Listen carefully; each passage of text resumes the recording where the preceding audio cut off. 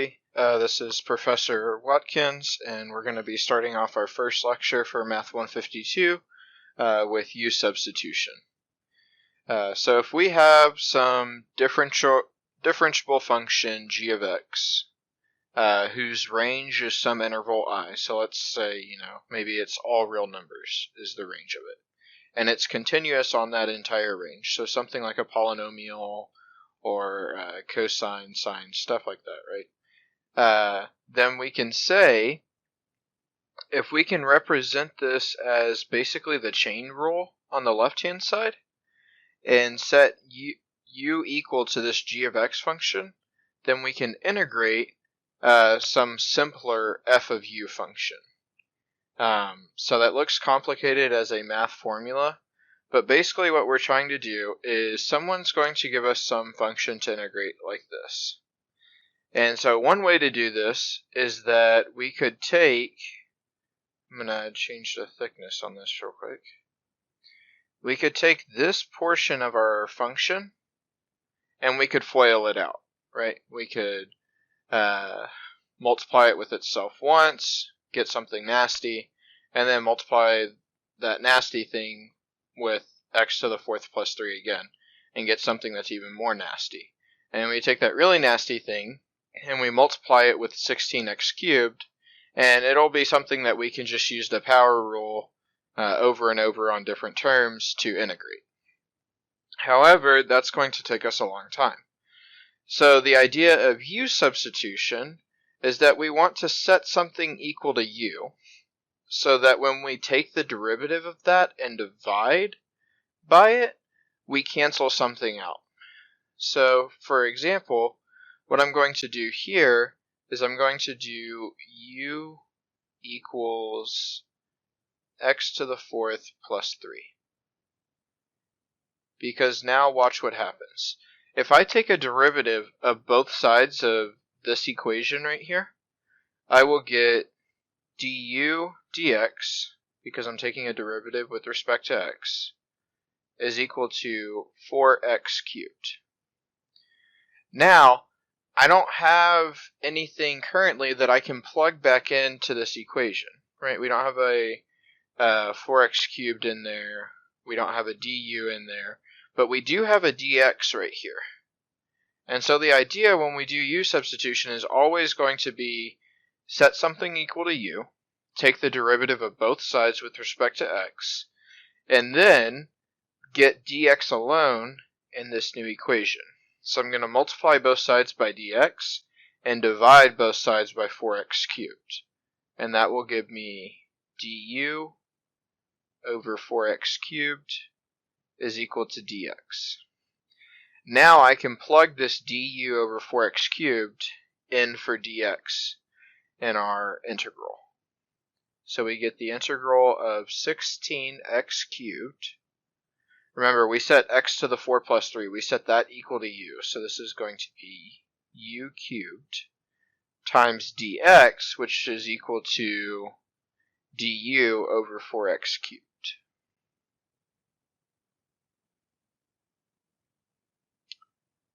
And so that's why I say that we're setting something equal to u, and then finding the derivative and dividing by it and trying to cancel something out. So what happens here is that we have the 16x cubed, and we'll be dividing by 4x cubed. So this can simplify down to 4 times u cubed du. And then just referring back to our old integration rules, we can pull this constant out. And so now we have 4 times the integral of u cubed du. And now we'll apply our power rule to it. And so that says that I just multiply I add 1 to the exponent. So I'll have u to the fourth, and then divide by that new exponent. So we have u to the fourth over 4, and then we should have plus c.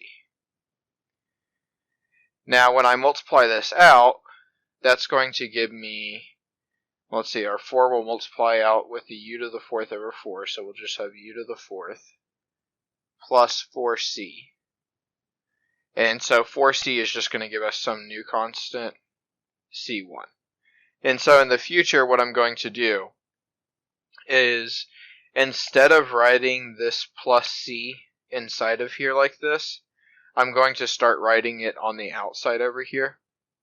Because all that's going to happen is we're going to multiply it with some constant like 4, for example, and then get some new constant c1. So it doesn't matter where I'm putting my plus c, because at the end of the day, it's just some constant.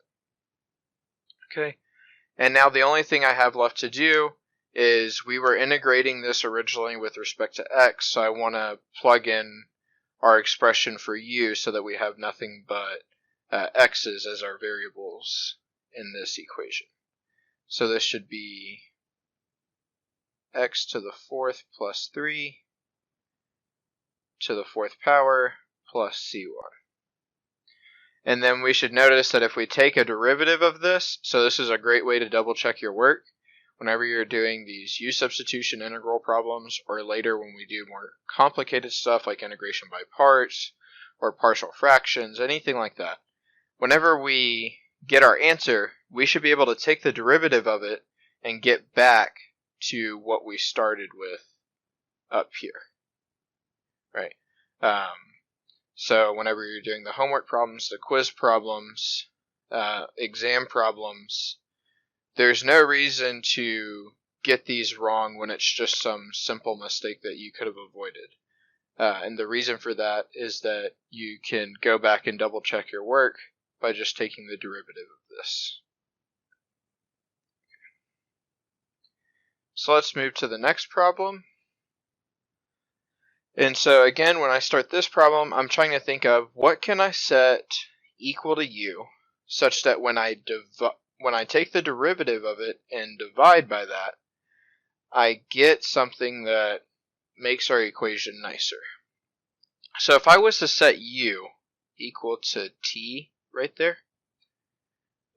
let me use a different color. If I set it equal to this t right here, when I take a derivative of t, I just get 1. And so dividing by 1 isn't really going to help us here. It's not going to cancel anything out. However, what I can do is I can take the exponent. I can do u equals 1 minus 4t squared.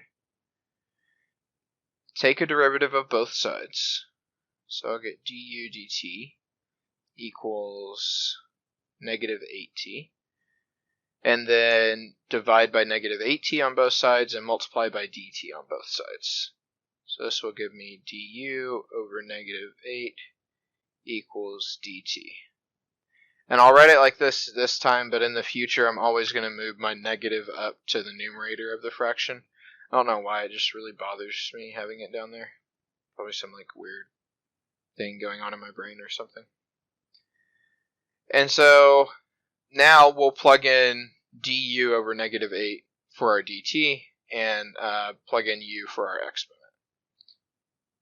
This is going to be equal to the integral of t e to the u times du over, I'm sorry, I didn't carry. I have a t right here, but I didn't write it right here. So it should be du over negative 8t. And so now we'll have t over negative 8t. So this is going to simplify to just negative 1/8, which we can pull out of our integral. And then we're just left with e to the u du. And so just like taking a derivative, when you integrate e to the u, it's just itself. The only difference is now we have to add a constant in. So this will give us negative 1/8 e to the u plus c. And then all we have left to do is plug in u for our u. So this is going to be negative 1/8 e to the 1 minus 4t squared plus c. And again, we can go back and double check that we have the right answer by taking a derivative of this thing. Okay, here, a lot of times when we get a rational function, especially when we just have a polynomial on top and a polynomial on bottom, if we're going to solve it by u substitution, the answer is to almost always choose something on bottom as your u substitution. Thinking off the top of my head, if we have a polynomial on top and a polynomial on bottom, and we choose the polynomial on top as our u substitution, then we're going to have a u on top and some nasty polynomial on bottom with x's. So it's just, I can't think of a situation where that's going to work out for us. Okay, so now I look at the bottom. The first thing I'm going to think of is that if I choose u to be the entire denominator, that's kind of a nasty derivative that I don't want to deal with. So my first thought is to just choose the inside of the parentheses as our u substitution. So we'll try that out. We'll have u equals x to the fourth plus 3x. And taking a derivative on both sides, we get du dx is equal to 4x cubed plus 3. And then getting dx alone, we'll have du over 4x cubed plus 3 is equal to dx. Now we'll plug everything in. So now I have the integral of 12x cubed plus 9 over u to the fifth times du over 4x cubed plus 3. And so it doesn't look, at least right away, it doesn't look like something cancels. However, I noticed that on top, we could have simplified before we started all of this, right? And so I'd say that our first rule whenever we're working with integrals is try to pull out some constant that your function is being multiplied by. So if I look at the bottom, this isn't really being multiplied by a constant other than 1. However, if I look at the top, 12 and 9 have a common factor in 3. So what I'm going to do is I'll factor out a 3. So this is going to be 3 times the integral of 4x cubed plus 9 over u to the fifth times du over 4x cubed. Sorry, 9 divided by 3 should give us 3. 4x cubed plus 3. Now we can cancel out our top and bottom, giving us 3 times the integral 1 over u to the fifth, that's the same thing as just u to the negative 5, du. And so we'll use our power rule, which says that this integral will be u to the negative fourth over negative 4. So I'll put my 4 there and a negative up here. Actually, for y'all, I'll try to keep my negatives with the denominator wherever it's going. But in our answer, I'm going to simplify it back to what looks nice to me. And as a general rule of thumb in my class, you never ever have to simplify unless the question tells you to. Or sometimes if you have a multiple choice problem, it's possible that when I make the problem, I will just inherently do some simplification when I'm working out the problem. And so you may arrive at an answer that looks different, and then to get the correct answer from one of the multiple choices, you'll just have to simplify your answer into one of those. However, when you're doing free response, just get the answer. Don't worry about simplifying. If you get the right answer, you simplify it into the wrong answer, then I have to take off points. Okay, so try not to let any of those errors creep in. Alright, so this is 3u to the negative fourth over negative 4 plus c. And now plugging in for u, we'll have negative 3 times x to the fourth plus 3x over 4.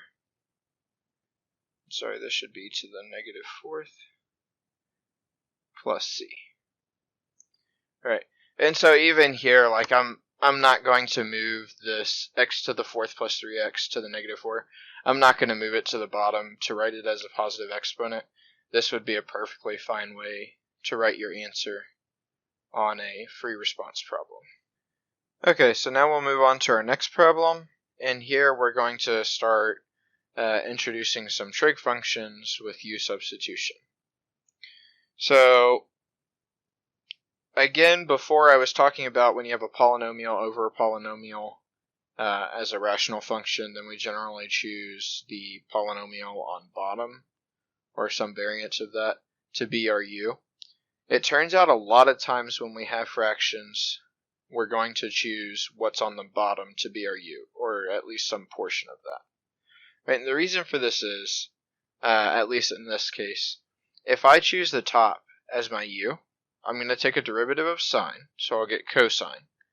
And so then I'll have, let's see, we would get something that looks like 1 over square root cosine x plus 1 divided by cosine x. Right, and so this isn't making our integral any simpler. It looks a lot more complicated to me now. However, if I choose, let's say, again, since I have this cosine of x plus 1 is all inside the square root, I think our derivative is going to be a lot nicer and a lot simpler if I just choose the inside of this square root to be our u. So let's start off by trying that. And a lot of these u sub problems, and even a lot of the stuff we're going to do in this class, is just kind of like you have to do more and more problems to where you start seeing what the best choice for u is. Or when we do integration by parts, you'll have to choose like a u and a v prime, and it's hard to know exactly what should be what. But the more you do this, the more you're going to start seeing, oh, if I do this, this is going to cancel out, so maybe this is the direction I should go. So we do u equals cosine of x plus 1. Taking derivatives on both sides, we get du dx equals negative sine of x. And so we get du over negative sine of x equals dx. Now I'll plug back in, and we'll have the integral of sine of x over, we plug in u for cosine of x plus 1, and a square root means that we just have an exponent of 1/2, so this is u to the 1/2 times du over negative sine of x. And so sine of x divided by negative sine of x, that'll just give us negative 1. So this is going to be equal to negative 1 times the integral of u to the negative 1/2 du. And so when I integrate this, we'll add 1 to our exponent, so we'll get u to the 1/2. So it should be negative u to the 1/2 divided by 1/2. Now when we divide by 1/2, that's just the same thing as multiplying by 2. So this will be negative 2u to the 1/2 plus c. And then all we have left from there is to plug in our cosine of x plus 1 for u. So we get negative 2. I don't care if you write this with an exponent or with square root symbol, it's up to you. But this is going to be negative 2 times cosine of x plus 1 to the 1/2 plus c. Okay. And again, I can kind of like right off the bat start double checking this by taking a derivative. I know when I take a derivative of this for sure that the 2 and the 1/2 will cancel out, which is good because I don't have any 2's or 1/2's floating around in here. I guess unless you want to count the exponent for the denominator. And I know that when I take a derivative of this inside and multiply by it, I'll get a negative sine of x, which means my negatives will cancel out and we'll get all positives like we had in our integral. Okay. Now let's check example 5. So for this one, this is a little bit difficult because everything I've been telling you is that we should choose the bottom as our u. However, when I choose my u to be square root of x, change this to green. If I do u equals square root x, then we're going to get du dx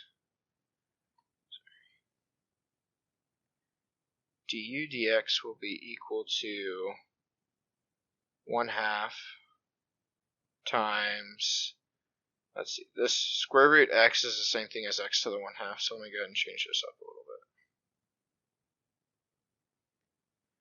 bit. Then this becomes 1/2 times x to the negative 1/2, so that's 1 over square root x. So what this really is this is just 1 over 2 times square root x. So rewrite this, 1 over 2 square root x. Now I'd multiply on both sides by dx, and I wouldn't be dividing now. I'd be multiplying by 2 square root x on both sides. Alright, so we should have 2 square root x du is equal to dx.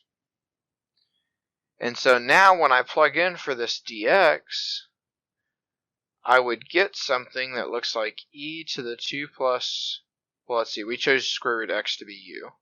So it's 2 plus u over u times 2 square root x du. Right, and so this doesn't look any simpler.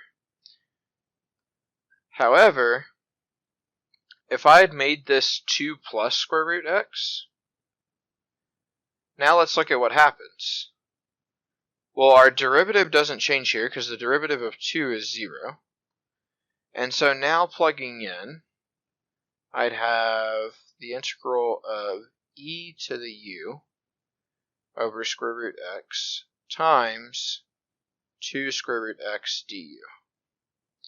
Right, now our square root x's will cancel out, and this will be 2 times the integral of e to the u du, which will give us 2e to the u plus c, which will be 2e to the 2 plus square root x plus c. Okay, and so that's an example of a time where we have to choose something in the top as our u when we have some sort of rational function. Another example of times when we have to do that is generally like if we have a natural log. That's because we end up doing something like dividing by 1 over x, which is the same thing as multiplying by x. So generally that'll help us cancel stuff out in the bottom. Okay, let's look at example 6. So our goal here is to cancel something out.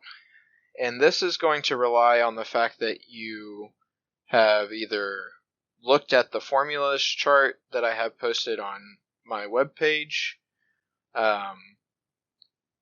You can find it in multiple places. I think it's in the announcements. It's also, if you click on lecture notes and go to the schedule, you'll see it in there. I try to post some helpful things that go along with the lecture in there to show you what I'm talking about real quick. Let's see. Pull up a new window.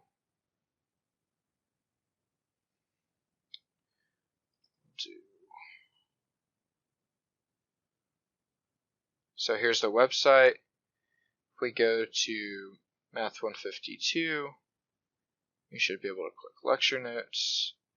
And this is the formulas chart that I'm talking about. So this has a lot of helpful stuff that you'll want to remember from Calculus 1. Alright. Now, let's take a look at this problem. And so the helpful thing here is that if we remember that the derivative of tan x is secant squared of x. So that will tell me that we'll go back to choosing our denominator to be u. And so we'll have du dx is equal to secant squared x. And so du over secant squared x is equal to dx. And then just a quick reminder, if you see something that looks like, let's take something like this for example, this is not equal to 1 over sine of x. Normally we use that inverse symbol to represent 1 over. This is arc sine of x. Okay, so if you wrote your answer here, if you wrote something like dx equals du times secant to the negative 2 of x, that would be wrong.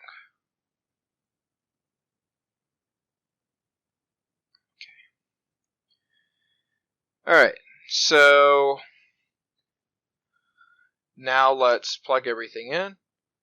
So this is going to be the integral of secant squared of x over u times du over secant squared of x. And so our secant squares will cancel and we'll be left with the integral of u to the negative 1 du. And this is a good time to remind ourselves that we don't do power rule here, because if we add 1 to our exponent, we'll end up dividing by 0. Instead, we need to know that the integral of 1 over u, or u to the negative 1, is the natural log of the absolute value of u. So this should be ln of u plus c. And then this will give us, so we'll now plug back in for u what we had up here, so that we have our answer in terms of x, since our integrals started out in terms of x. So we'll have ln of the absolute value of tan of x plus 9 plus c. And we're going to leave our absolute value signs here because this inner part, this tan of x plus 9, could be negative. Remember, the tangent function has a range of all real numbers. So depending on what x is, that inner part could be negative, which means we still need to leave our absolute value signs there. Example 7, I actually think, is a little tricky. The reason for that is that I don't see anything to factor out on top. I don't see anything to factor out on bottom. And even when you do the quote-unquote correct u substitution, you don't get something that immediately looks like it cancels out. So let's see what happens here. My first thought is to choose something in the bottom as u. That's general, like we talked about, generally the way these things are going to work out. So let's try the entire denominator and see what happens. Sometimes choosing the wrong thing as u will help you lead, or will help you get to choosing the correct thing as u. Kind of like back on example 5. Originally, we had just chosen square root of x as our u, but then when you go and kind of plug things in, you realize, oh, if this had been 2 plus square root of x, we could have canceled out the bottom. So hope maybe we'll get something like that here. So du dz is going to be equal to, so when we do the derivative of e to the 5z, we should be using chain rule. So this is going to be 5e to the 5z plus 10, which tells me that du over 5e to the 5z plus 10 is equal to dz. Okay. Now we'll start plugging that in. So this is the integral of e to the 5z plus 2 over u times du over 5e to the 5z plus 10.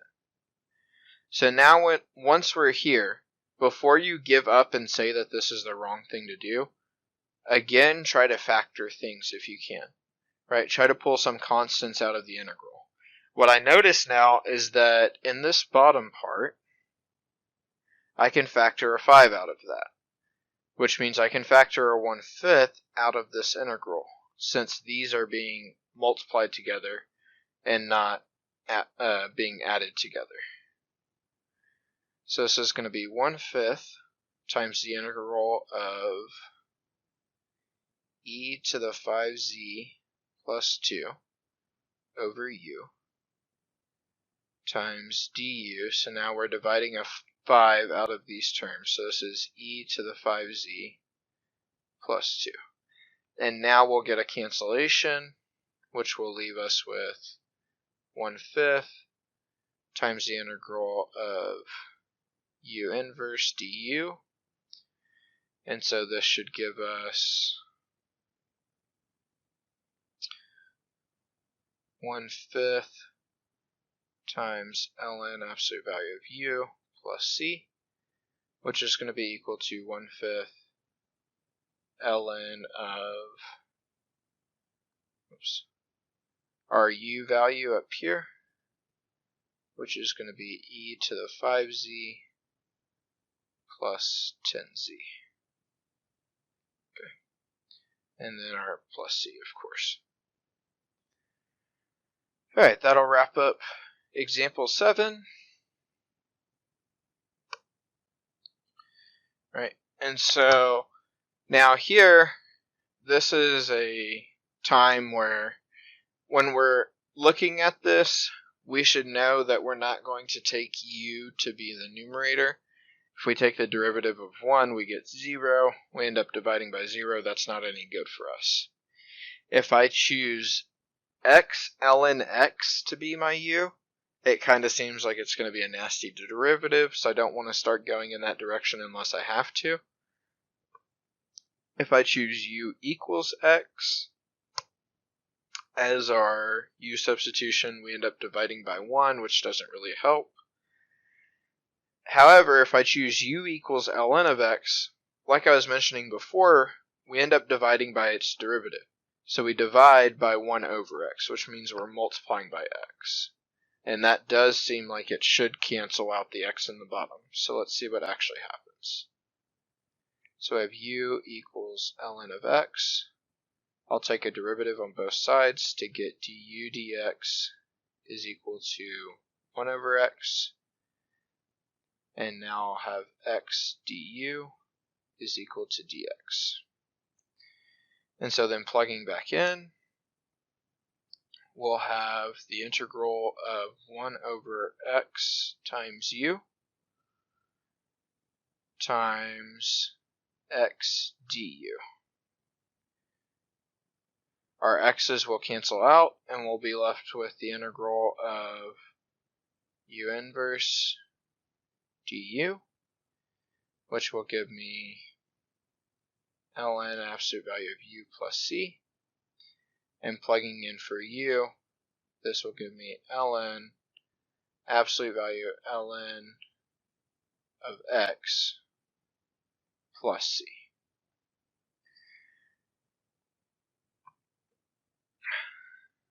Okay.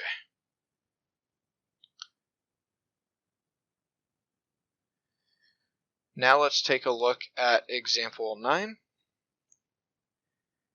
So we are given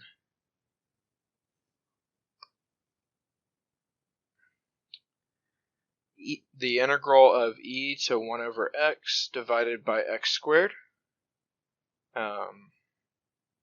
If I choose my u to be the bottom, as we normally do, I'm going to get this e to the 1 over x divided by 2x. So we can't cancel anything. If I choose e to the 1 over x to be my u, then I'm going to be dividing by some e to the 1 over x times something. And it's not going to cancel anything. So my last guess is to try u equals 1 over x to be our u substitution. If I do u equals 1 over x, first I'm going to go ahead and start by writing this as x inverse. So I'll get du dx is equal to negative 1 over x squared. Now I'll multiply by negative 1 over x squared I'll multiply by negative x squared on both sides and multiply by dx on both sides. So I'll get negative x squared du equals dx. Now plugging that into our integral, we get the integral of e to the u over x squared times negative x squared du. A lot of times when I'm multiplying by a negative, I put these parentheses around my terms just to make sure there's no confusions with the symbols and that we know what the negative is being attached to. So, and let's also remember that this is not necessarily equal to this, right? This one right here is saying we should square x and then apply a negative. This one right here is saying we should apply a negative and then square. Okay. So this is going to give us negative 1 times the integral of e to the u du, which will give me negative e to the u plus c. So this is negative e to the x inverse plus c. Alright. Now we'll move on to example 10. I personally believe that example 10 is by far the hardest, especially out of these first 10 problems, as in like it doesn't even compare to the other 9 that we just did. However, in case it shows up on a homework or an exam or future material in other classes or in your careers, I want you to know how to handle something like this. Right. So the first problem here is, what do I choose to be u? If I choose u to be x to the 5th, I'm going to have a square root divided by 5x to the 4th. Nothing's going to cancel. If I set my square root and all of what's in it to be my u, I end up dividing by or multiplying by some square root, which again just doesn't seem like it's going to help because we have that 1 plus x squared inside of it. So then my next thought is, well, what if I just choose the inside of the square root to be my u? Okay, if I choose the inside of the square root to be u, then I end up getting du dx is equal to 2x. So du over 2x is equal to dx. Alright, so we'll get the integral of x to the 5th, u to the 1/2, du over 2x. Okay, so now I'm going to try to simplify this as much as I can. We'll have a 1/2 that I can pull out of this. And x to the 5th divided by x will give us x to the 4th. So good things and bad things happened when I tried this. Good things are, this looks simpler to me, right? I still have a square root in the fact that I have this exponent of 1/2, but u, like just one variable, seems easier to work with than 1 plus x squared. The other thing is that x to the 4th is just, it's one less multiplication, so it's got to be simpler than x to the 5th. By the way, there is a different way to do this where you use trig identities, and it's disgusting. It takes up an entire page. So I truly believe this is the way to go about this problem. Okay, So what I'm going to do now is I'm going to try to simplify this as much as I possibly can. And so what I'm going to do, I can't simplify 1/2 unless I write it as a decimal, but I don't consider that to be simplifying stuff. What I could do is I could write x to the 4th as x squared squared.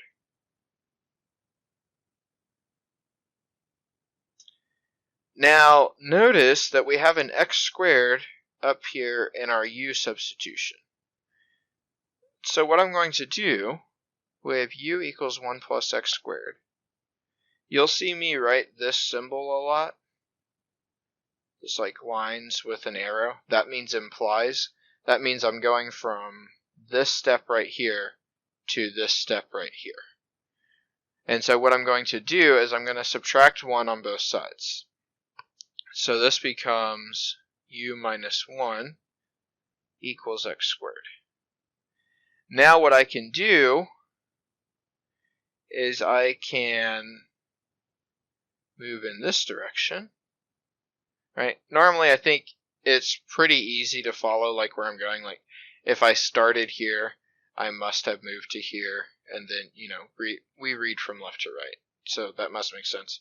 I'm going to draw it in here, or when I start writing in different places, just so that we're all on the same page of where I'm going. Normally in class you'd see me like waving my hands around and stuff, but we don't have that benefit right now.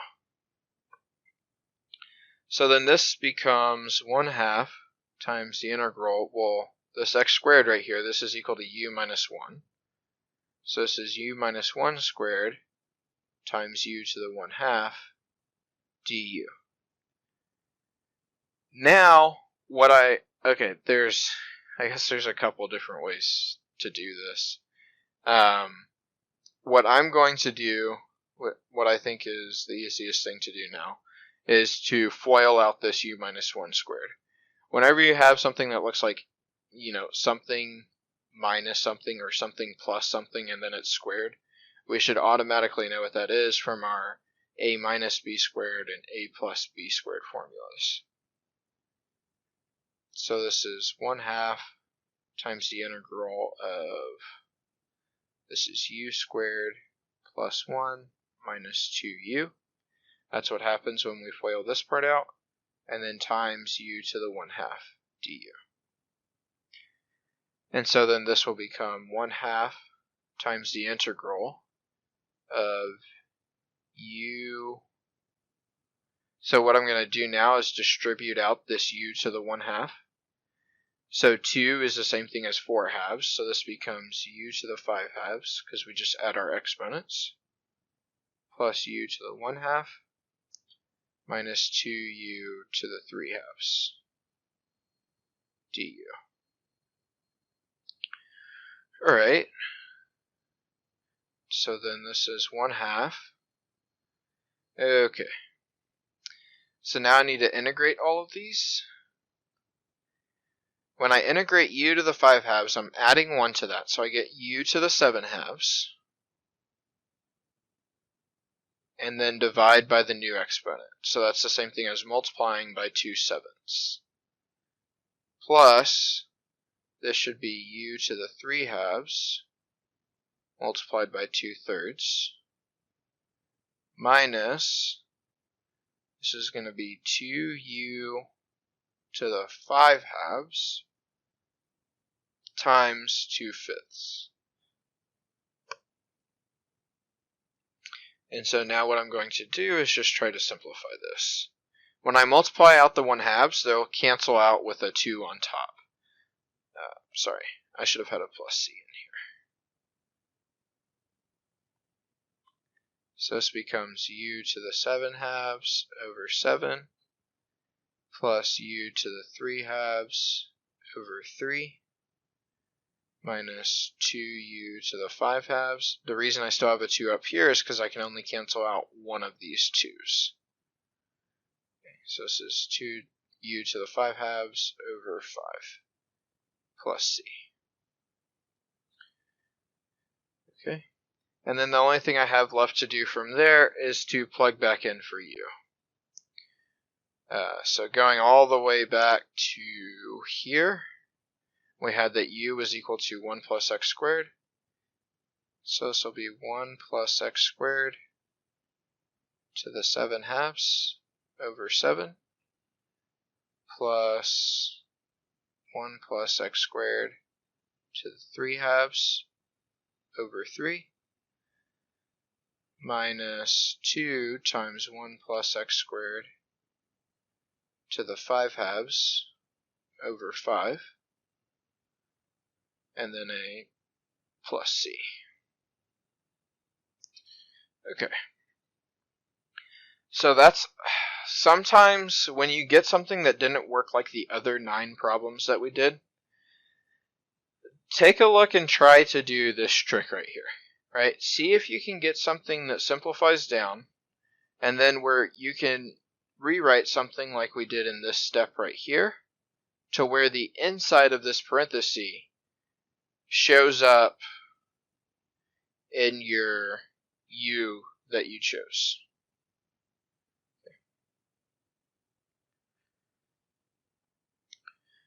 Okay, so now let's take a look at some definite integrals. Hopefully you did some definite integrals back in Calculus 1. If not, this will hopefully be like a little bit of refresher for it, or introduction to it. And the only thing is we're going to mix it with u substitution. So there's 2 ways of doing u substitution. Generally, my personal favorite way to do things in math is the one that requires me to write the least and seems the easiest, at least to me. So in our method 1, what I'm going to do is I'm going to do this technique of rewriting the limits of integration. And in the other one, I'm just going to be writing x equals all over the place to remind myself not to make a simple mistake in the end. Okay, so let's look at method 1. First, let's think about how we would integrate this without limits of integration.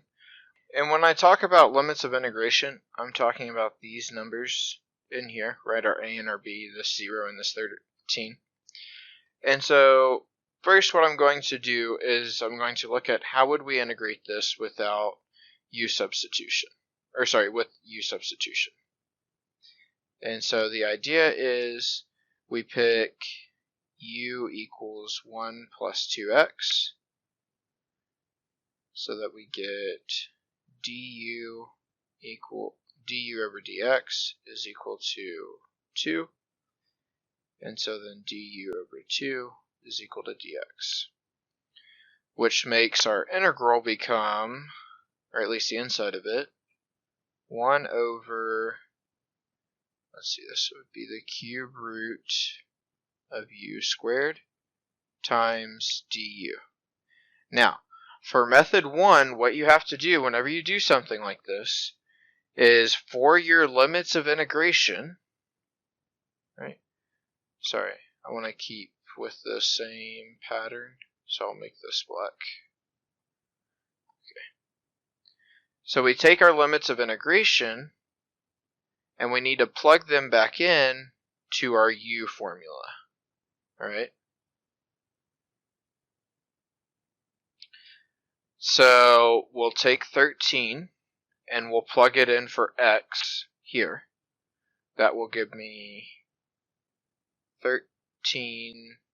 1 plus 13 times 2 as our new upper limit.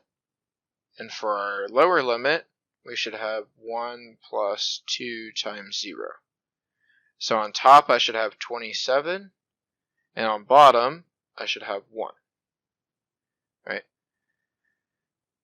Now we'll proceed from here, just doing our regular integration techniques. So we should have the integral from 1 to 27 of u to the negative 2/3 du. Add 1 to my exponent and then divide. Oh, and we need to remember, sorry. This should have been du over 2, and so I should have a 1/2 out here. Okay, so then when I integrate this, we should have 1/2 times Let's see, so we'll add 1 to our exponent, so that'll give us u to the 1/3, and then divide by that new exponent. So dividing by 1/3 means we'll multiply by 3. And what I'm going to do is I'm going to use these brackets and write 27 and 1, which tells me that I'm evaluating from 27 to 1. So what this means is that we're doing 1/2 times, you can use parentheses or bracket, whichever one you prefer. I'll keep it with the brackets so it doesn't look weird. So I'm plugging in 27 for u. So I have 3 times 27 to the 1/3 minus 3 times 1 to the 1/3. Right, so I plug in my upper limit, I plug in my lower limit, and I'm going to calculate the difference between the two. Right, so this will give me 1/2 times, let's see, so this is going to be 27 to the 1/3, that's the cube root of 27. So that should give me 3. So this will give us 3 times 3 minus the cube root of 1 is just 1, so that'll be 3 times 1, which is 3. So this is 1/2 of 9 minus 3, so 1/2 of 6, which gives us an answer of 3. That's method 1 of how to do it. That's where we rewrote our limits of integration. 0 and 13, we rewrote them as 1 and 27 because we chose u equals 1 plus 2x. Now what we'll do is we'll do method 2, which is where we don't rewrite our limits of integration, and you'll see that we get the exact same answer. Okay, so just want to leave the problem up there for us. Okay, so here we use the exact same u substitution, and so this is going to be the integral of, let's see, make this a little bit bigger. The integral of 1 over the cube root of u squared times du over 2. And now for my limits of integration, I'm going to leave them as 13 and 0. Since I'm not changing them due to u, I'm going to write x equals 13 and x equals 0 to remind myself that when I evaluate in the end, I need to be using x values and not u values. So this becomes 1/2 times the integral from x equals 0 to x equals 13 of u to the negative 2/3, which will give us 1/2 times, like we had before, this is 3u to the 1/3, and we're evaluating from x equals 13 to x equals 0. And so here's where the extra step comes in. Now I need to plug back in for our u.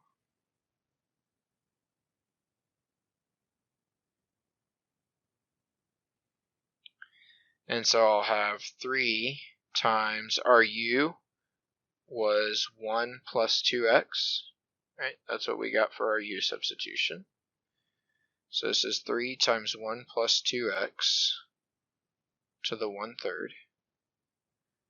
And now I don't need to write x equals 13 and x equals 0 anymore because I have this all in terms of x's. So I can just write 13 and 0. And so now what I would do is I'll plug in 13 and 0 for x and then calculate. So this gives me 3 times, let's see, this is going to be 1 plus 2 times 13. So 3 times 27 to the 1/3 minus 3 times 1 plus 2 times 0. So 1 plus 2 times 0 will just give us 1 to the 1/3. And we've already calculated this before in method 1. We know that it's 3. Right? So if you're doing a definite integral with a u substitution, and you're saying, whoa, I'm getting like really nasty numbers here and here, And so you're like, well, I don't want to do method 1, I want to do method 2, because in method 2, I don't have to rewrite these numbers. Just know that in the end, when you get to here, you're going to have to rewrite those numbers anyways, right? We still have to plug them into this function. That's why I think method 1 is nicer, because I think you end up doing less work. It looks neater. It's just all around better. But you can choose whichever method you prefer. For the rest of these problems, I will be just using method 1 though. Okay. Here I'm going to choose u equals sine of 2t for our u substitution, which means we will get du over 2 cosine of 2t equals dt. Okay. Now plugging everything in, I should get the integral of e to the u cosine 2t times du over 2 cosine 2t. Then similarly, I'm going to plug in pi over 4 and 0 into my u function. That way I can get our new limits of integration. When I plug in pi over 4, I'll have sine of 2 times pi over 4, so 2 pi over 4 up top. Now what I'm going to do is I'm just going to go ahead and calculate that. 2 pi over 4 is the same thing as pi over 2. Sine of pi over 2 will give us 1. And then on the bottom we'll have 0. Well, sine of 2 times 0, that's sine of 0, which is 0. Okay. Now I'll have cosine of 2t divided by 2 cosine of 2t. So that means, first of all, I can pull out a factor of 1/2. Then we'll have the cosine of 2t's canceling with each other, so we'll just be left with e to the u du. And so this is going to be 1/2 e to the u evaluated from 1 to 0. So this is going to be 1/2 e to the 1 minus e to the 0. Anything to the 0 power gives us 1. So we just get 1/2 times e minus 1. Again, this is another example of a time where you don't have to write something out like this, right? Both of these are correct, but it's okay to leave it as we have written right here. Alright. I believe we have, I think this is the last page. I wanted to throw one in here with an inverse trig function, just because you don't do a lot of it normally. So if it comes up on a homework quiz or exam, I want you to at least have some sort of recent example that you've done with it, or at least a chance to refamiliarize yourself with how these inverse trig functions work. So one of the important things is, how in the world do I integrate this? Well, again, this is going to go back to that formula chart and coming down to, do you know what the derivative of arcsine of 4x is? So if you do, then it shouldn't be too bad, because we should get u equals arcsine of 4x.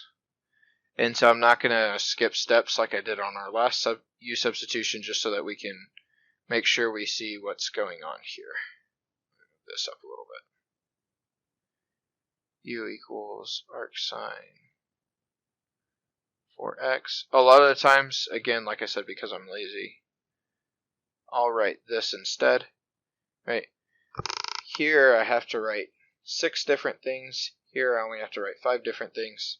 So that's why I do that. But same thing, same meaning, work the same way, all of that stuff. Okay, so I take a derivative on both sides. We'll get du dx equals...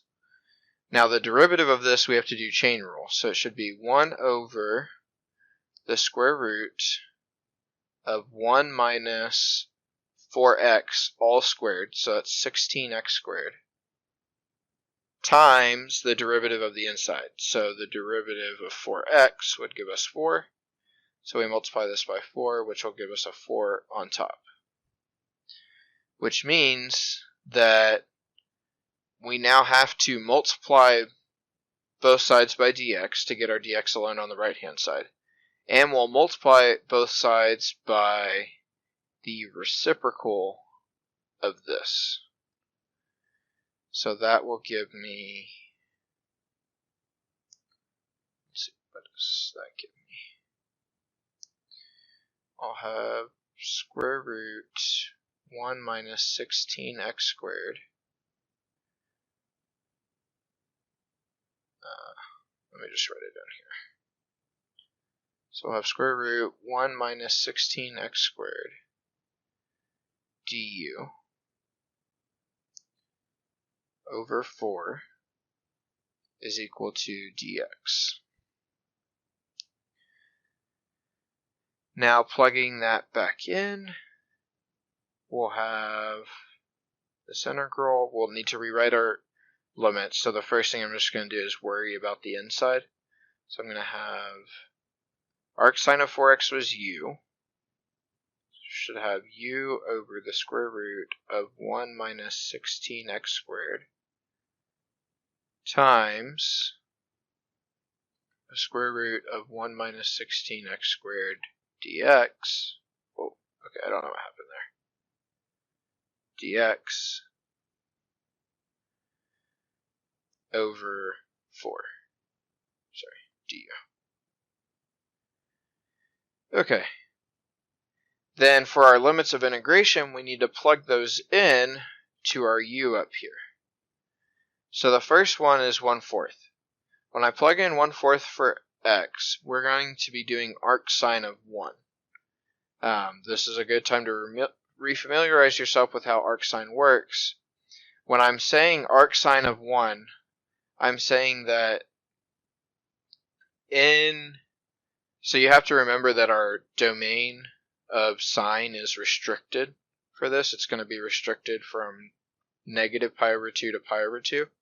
But in that domain of negative pi over 2 to pi over 2, when is sine equal to 1? That would be at pi over 2.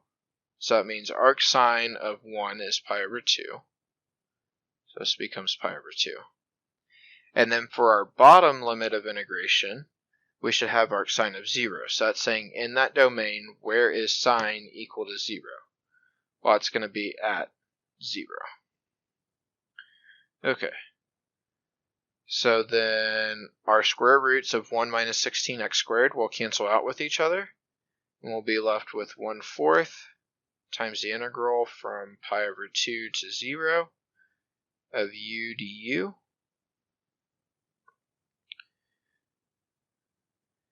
And this will give us 1/4 times, let's see, this is going to be u squared over 2, evaluated from pi over 2 to 0. I generally really like it when we get a 0 as one of our limits of integration, because when we plug that back into this function, u squared over 2, nothing happens, and we'll just get our answer as 1/4 times, let's see, this is going to be pi over 2 squared, so that's pi squared over 4 divided by 2. So this is 1/4 pi squared over 8, which will give us pi squared over 32 as our answer.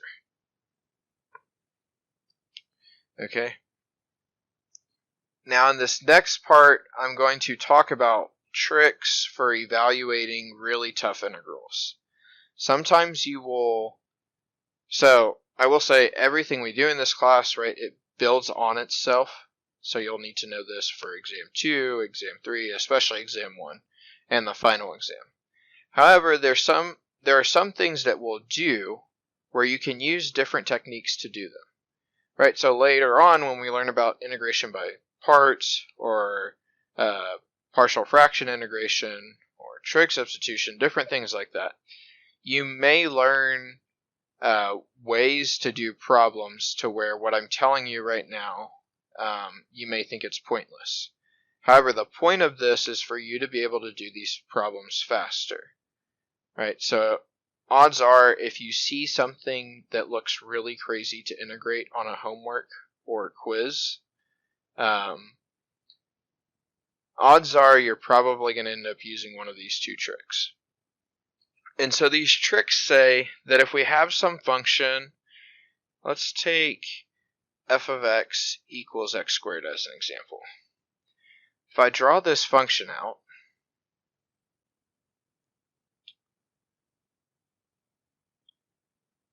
notice that this function is symmetric about the y-axis. Right? If I flip it over this orange line right here, then it goes back onto itself, assuming I can draw a parabola. Right? Such a function, we call this an even function. Another way of saying this is that for any x value in the domain of this function, you'll always have that f of negative x is equal to f of x, which means if I plug in 2, I get the same thing as plugging in negative 2. If I plug in pi, I get the same thing as plugging in negative pi. Okay. And notice this does have to be true for all x in the domain of f of x. Okay. Now, another example of a special function would be, actually, before I go and talk about that, I want to talk about the property that we get from having an even function. So if your function f is continuous on some interval negative a to a, then you can use this property right here, which says that if f of x is even, then this integral from from negative a to a of f of x is just 2 times the integral of 0 to a. Let's take an example to look at. So let's say we have f of x equals negative x squared plus 2. That's going to look something like this. Now, if I calculate our integral, let's say we have like the integral from negative root 2 to 2 of this f of x that I've chosen, then what I'm doing is I'm calculating this area. But since this is symmetric about the y-axis, both of these parts that I've shaded in orange are going to have the same area, which means it's okay to just calculate one of them and then multiply it by 2 like we have here. Right? So we could say that this is just going to be equal to the integral from 2 to 0 of f of x. Right? Another time that we can have this trick happening is if you have like an absolute value. Notice, like, I'm going to erase this, but the absolute value function looks something like this. It's also symmetric about the y-axis, and so you may not know how to integrate the absolute value function, but what you could do is say, well, since it's an even function, if I'm taking some interval that looks like this, where this is like negative a to a, then it's okay for me to just consider this as the line y equals x, calculate that integral of x from 0 to a, oh, I keep on messing this up, 0 to a, and then multiply by 2. And that would give us this entire area in here. Okay. That's another time where you can see this trick used. Now I want to move on to what happens when you have an odd function. Okay, well, when you have an odd function, let's take a look at something like g of x equals x cubed.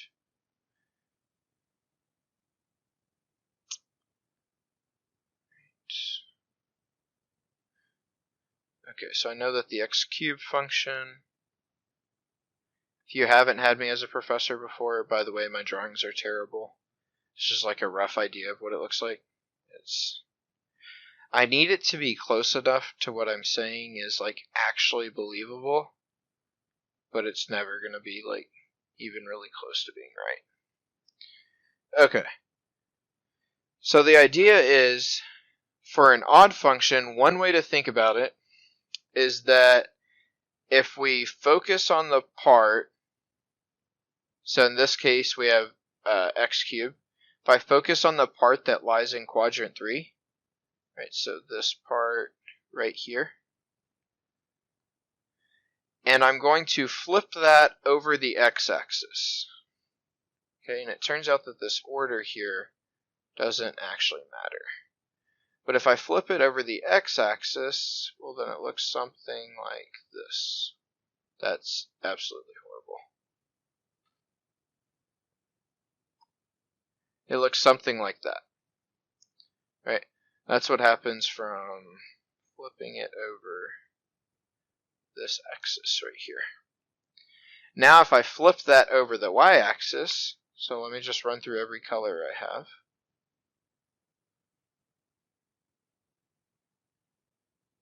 If I flip it over the y-axis, it would end up right here. Okay? And so that is one way of looking at a graph and knowing that we have an odd function. The mathematical way to think about it, or I guess like the equation way to think about it, is that you get g of negative x is equal to negative g of x. Okay. So that's like saying that, let's take an example right here.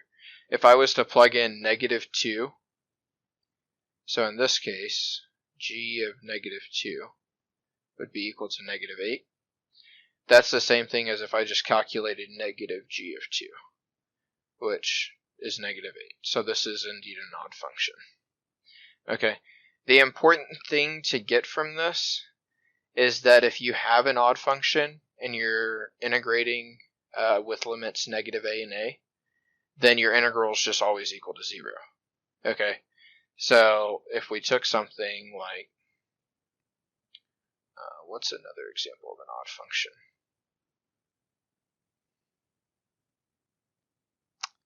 This might be a good one. Sine of x.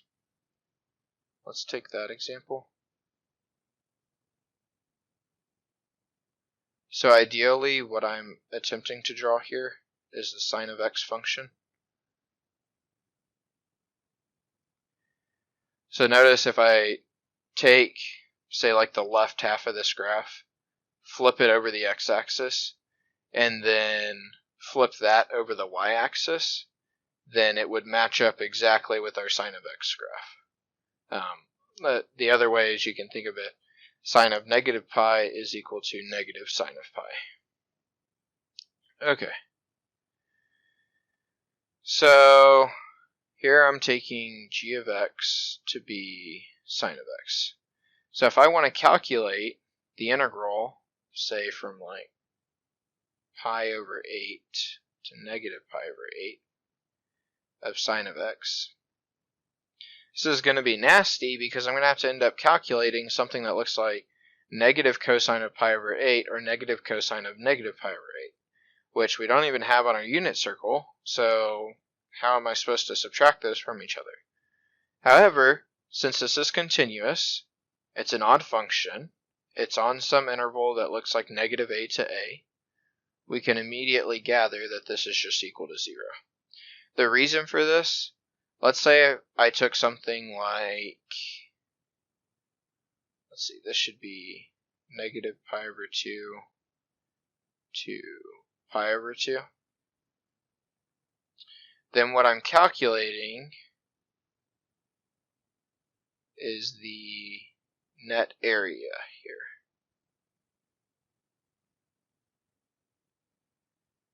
And so since this is an odd function, these two black areas, again, this is what sucks about when drawing, these two black areas should be equal, except for one of them is negative and the other one's positive.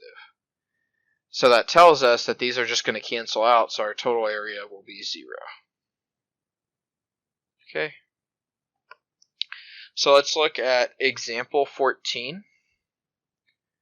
For example 14, we can integrate this without our property, right? We can use U substitution here. We don't even need U substitution. We can just do x to the 5th over 5 minus x, evaluate from 1 to negative 1, plug everything in, calculate, we'll get our answer.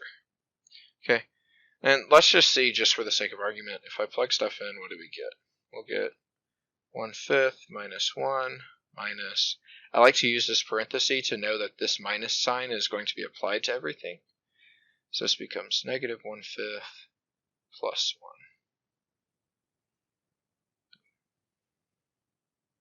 Right. So